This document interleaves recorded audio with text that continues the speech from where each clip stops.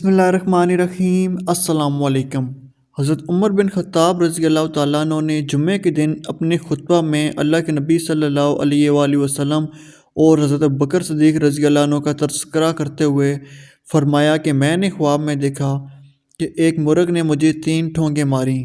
اور میں اسے یہی خیال کرتا ہوں کہ میری موت قریب ہے، یعنی میں شہید ہو جاؤں گا۔ کچھ لوگ مجھے کہتے ہیں کہ میں اپنا خلیفہ مقرر کر دوں، کیونکہ اللہ تعالیٰ اپنے دین اور خلافت اور اس چیز کو جیسے دے کر اپنے نبی صلی اللہ علیہ وآلہ وسلم کو بھیجا ہے ضائع نہیں کرے گا۔ اگر میری موت جلد ہی آ جائے تو خلافت مشورہ کے بعد ان 6 حضرات کے درمیان رہے گی جن سے نبی پاک صلی اللہ علیہ وآلہ وسلم اپنی وفات تک راضی رہے، اور میں جانتا ہوں کہ کچھ لوگ اس معاملے میں جن کو خود میں نے اپنے ہاتھ سے مارا ہے اسلام پر طعن کریں گے۔ اگر انہوں نے اس طرح کیا تو وہ اللہ تعالیٰ کے دشمن اور کافر گمراہ ہیں، اور میں اپنے بعد کسی چیز کو اتنا اہم نہیں سمجھتا جتنا اہم میرے نزدیک کلالہ ہے،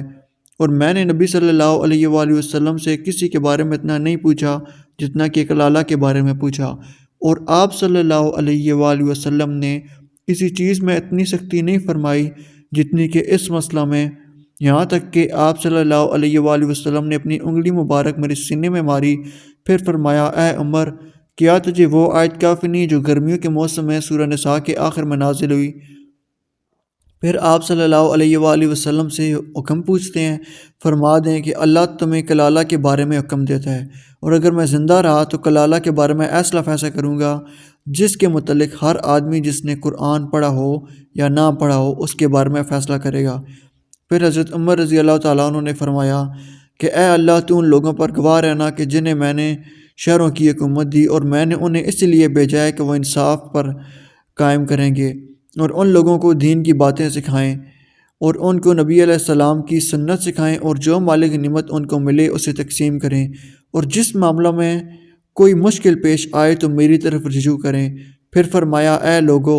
تم 2 درختوں کو کھاتے ہو، میں ان کو خبیث سمجھتا ہوں، یہ درخت پیاز اور لہسن کے ہیں، اور میں نے نبی پاک صلی اللہ علیہ وآلہ وسلم کو دیکھا کہ آپ صلی اللہ علیہ وآلہ وسلم مسجد میں